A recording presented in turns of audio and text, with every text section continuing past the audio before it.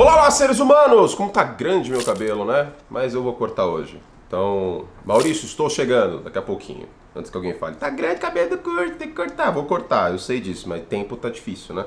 Eu tô com tempo pra escovar o dente, pra tomar banho, tá? Fiquem tranquilos. Pra pentear o gato não tá dando tempo. Pra fazer comida também não tá dando tempo. Passar fio dental não tô conseguindo também, né? Mas, enfim, espero que o dentista não veja esse vídeo, embora às vezes o Dr. Renato assista. Bom, vamos lá. 5 coisas para ficar de olho, momento histórico, vocês já sabem aí como funciona essa paçoca. Os palpites desta semana. Não, também não tive tempo de calcular como foi semana passada, mas depois quando eu posto o vídeo eu coloco lá. Eu tenho que entregar antes o vídeo para o André editar. Então vamos começar com os 5 momentos, 5 coisas para ficar de olho nessa semana. Lembrando sempre que esse vídeo é trazido a você por KTO.com. Entra lá na KTO e faça seu primeiro depósito com 20% de bônus. Daqui a pouco eu te lembro de novo. O cupom tá na tela, curte 20. Vamos lá então. A primeira coisa que eu quero ficar de olho é como tá o Trevor Lawrence. O jogo é hoje. Eu espero que eu consiga subir esse vídeo hoje ainda. Mas lembrando que ele tá com uma lesão aí e é dúvida. O desempenho dele, no mínimo, dúvida pro jogo contra uma boa defesa do New Orleans Saints, que ainda está de olho nessa divisão. Jacksonville Jaguars, agora com a lesão do Anthony Richardson, menos perigo em tese na AFC Sul, mas o Houston Texans está jogando um bom futebol americano, então vamos ficar de olho nesse aspecto aí no Thursday Night Football, um jogo bem perigoso para Jacksonville por conta dessa questão do Trevor Lawrence. A segunda coisa para a gente ficar de olho é quão fundo é o poço lá em New England, né? Quantas portas de porão e subporão tem na temporada do New England Patriots. Eles pegam o Buffalo Bills, Josh Allen vem dominando o New England Patriots nos últimos anos, assim, não tem nem graça, nem nos melhores momentos aí do Mac Jones realmente houve Buffalo tremendo de medo para New England. Vídeo jogo de playoff entre New England e Buffalo há 2 anos, sim, isso aconteceu, né? Olhando para os Patriots hoje, assim, nossa, esse time foi para os playoffs na sua melhor versão possível e tomou aí uma surra do Buffalo Bills. E agora os Bills vêm de uma quase derrota para os Giants e precisam mostrar força nesse jogo contra o New England Patriots. Os Patriots são zebra por mais de uma posse nesse jogo, hein? Terceira coisa para a gente ficar de olho é um duelo da NFC Sul que pode fazer um dos dois times mudar o rumo da temporada, para o bem ou para o mal. O Atlanta Falcons pega o Tampa Bay Buccaneers nesta semana. Os Falcons vêm de uma derrota doída com interceptação do Reader no final do jogo. E do outro lado, o Tampa vem de um jogo ofensivamente pobre contra o Detroit Lions. Quem vencer essa partida se posiciona muito bem na NFC Sul. São dois times que, na minha visão, têm condições de vencer a divisão. Também junto, claro, de New Orleans por conta da defesa dos Saints.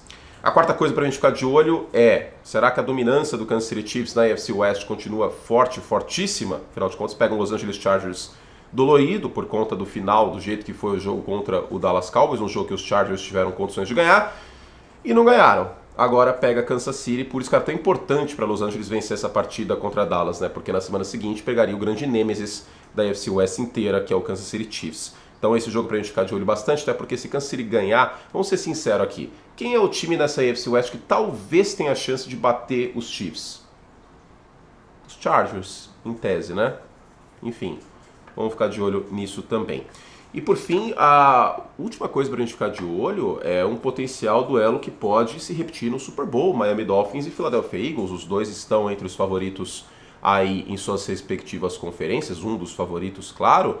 E vale lembrar que o calendário do Philadelphia Eagles, eu estou falando isso desde agosto, agora ele começa a ficar bem encrencado. Tem jogo contra São Francisco em breve, tem jogo contra os Chiefs em breve, tem agora os Dolphins. A coisa vai ficar tensa aí para os Eagles, além de jogo contra os Cowboys na semana 9 também, tá bom? Então ficar de olho nesse início de trajetória aí dos Eagles que deve ser bem duro. Falando em Eagles e Dolphins, vamos para um momento histórico. Eu separei 3 momentos históricos hoje. Um deles é meio várzea, eu confesso. O primeiro momento histórico é o Ace Ventura Bowl. Sim, o Super Bowl da temporada de 1994, o Super Bowl 29, não foi San Francisco 49ers e San Diego Chargers. O Super Bowl naquela temporada foi Miami Dolphins e Philadelphia Eagles. Pelo menos de acordo com o filme Ace Ventura, o Dan Marino voltou ao Super Bowl 10 anos depois de perder para os 49ers. É esquisito isso, né?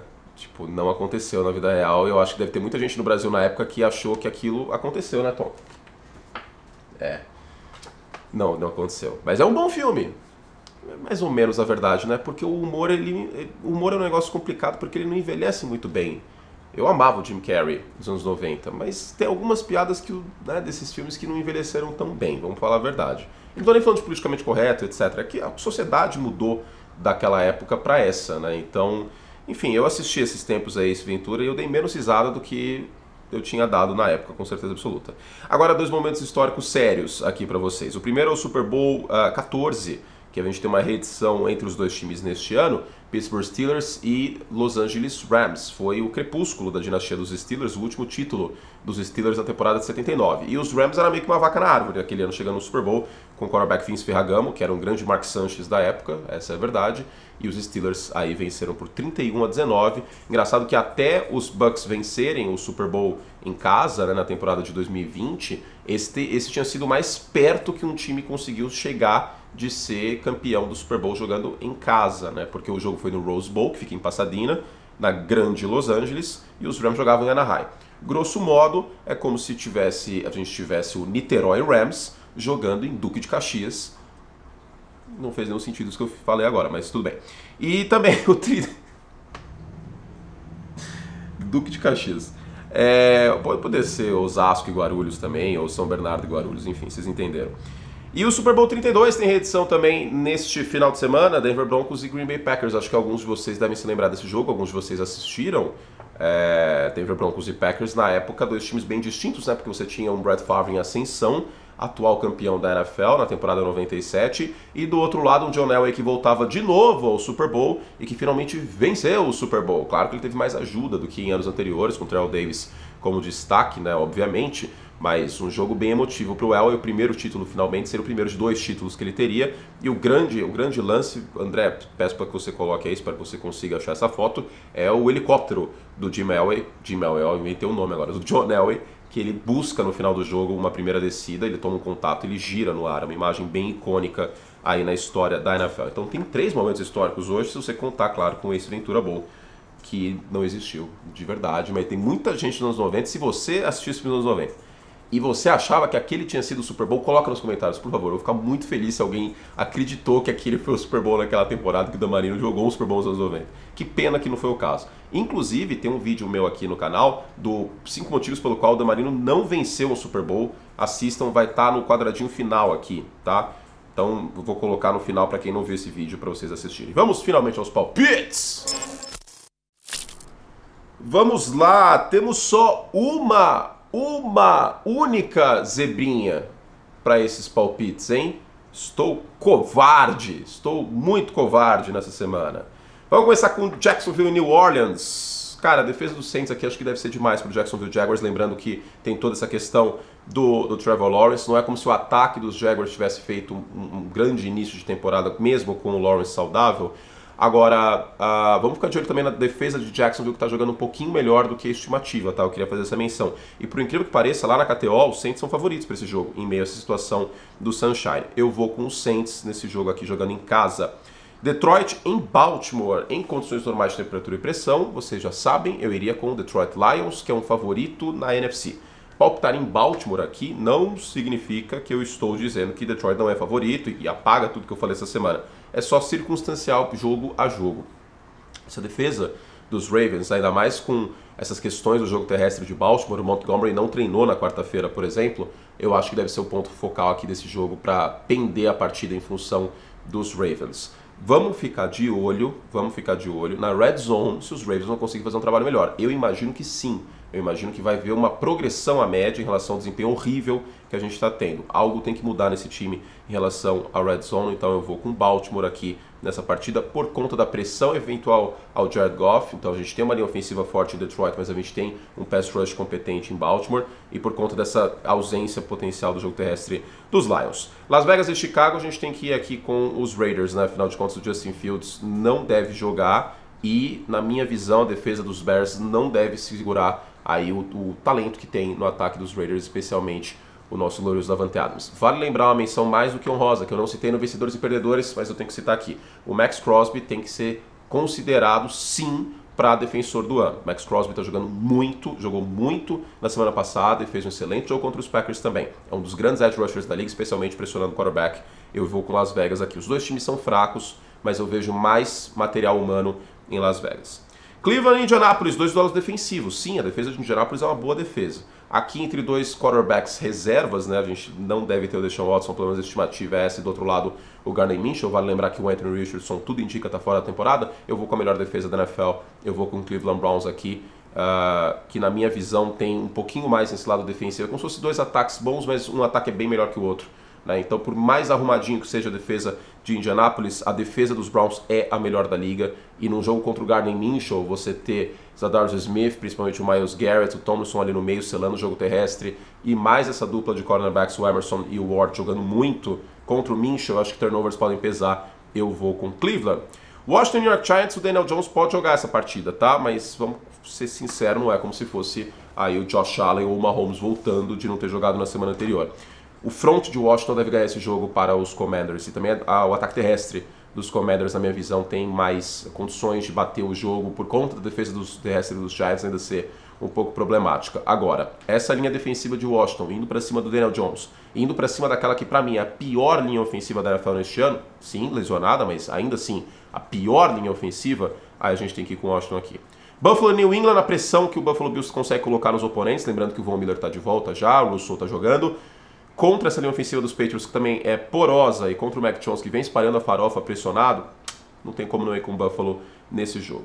Atlanta e Tampa Bay, eu vou com os Bucks, porque a defesa terrestre dos Bucks é uma das melhores da NFL, tá? Nessa temporada. Linha defensiva tá fazendo um bom trabalho, e se você limita o Bijan Robinson e força o Desmond Ridder a passar a bola, aí vai ficar difícil, vide essa última partida. Então eu tô com Tampa nesse jogo. Pittsburgh e Los Angeles Rams, eu vou com os Rams aqui. O ataque dos Steelers é muito anêmico mesmo, pegando uma defesa fraca, que é essa defesa dos Rams. Tem o fator TJ Watt aqui que pode ganhar o jogo para os Steelers, tá? Não estou cravando o Rams, existem saídas para os Steelers, especialmente porque a linha ofensiva dos Rams não me passa tanta confiança assim.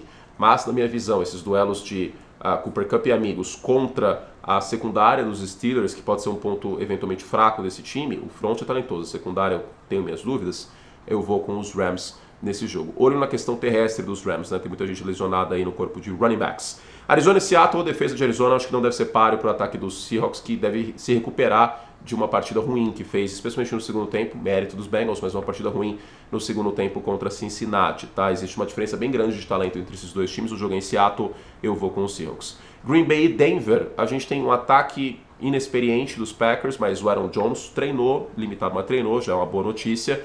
Vejo um Packers um pouquinho mais arrumadinho depois da folga para pegar os Broncos, que é um time em queda livre e é um dos piores times da NFL nesse início de temporada, né? Então a defesa dos Broncos contra um ataque mais ou menos, eu vou com um ataque mais ou menos. Eu acho que a defesa dos Packers um pouco mais saudável, deve ter tudo para parar aí o Russell Wilson e o Denver Broncos. Chargers e Chiefs, normalmente a gente falaria que o Mahomes ia destruir os Chargers, mas aqui eu vou com a defesa dos Chiefs. Eu acho que a defesa dos Chiefs pressionando o Justin Herbert, a gente viu que a defesa de Dallas fez e tudo mais, a secundária dos Chiefs jogando muito bem, deve ser muito para o que os Chargers têm a oferecer. Eu vou com os Chiefs aqui. Miami e Filadélfia, finalmente!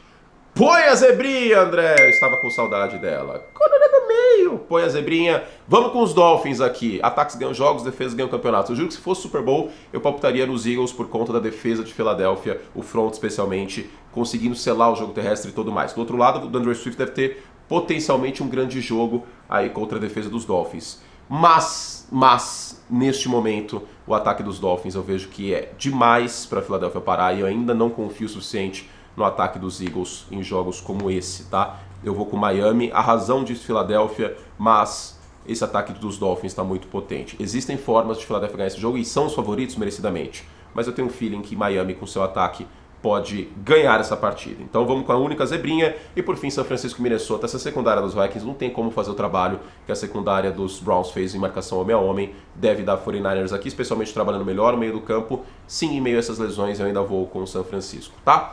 É isso, meus queridos. Lembrando que você pode palpitar também. Você pode entrar lá em KTO.com com o cupom CURTE20. Você tem 20% de bônus no seu primeiro depósito. Então entra lá em KTO.com e é isso. Fizemos todos os estragos possíveis aqui. Coisa maravilhosa. Um beijo carinhoso. A gente volta com mais ainda neste final de semana. Tem troféu Black Bortles, Tem um monte de coisa ainda nessa quinta e nessa sexta. Eu vou fazer um vídeo também sobre a final da Liga Nacional, que eu comento o jogo 3, hoje às 18 horas, tá bom? Beijo pra vocês, não deixe de colocar o seu like aí. Você sabe que se você dá o like, eu sei que você gostou desse vídeo. Então é importante, que é o primeiro ano que eu tô fazendo palpite todas as semanas, é importante para saber se vocês estão gostando ou não. Beijo carinhoso e até a próxima. Tchau!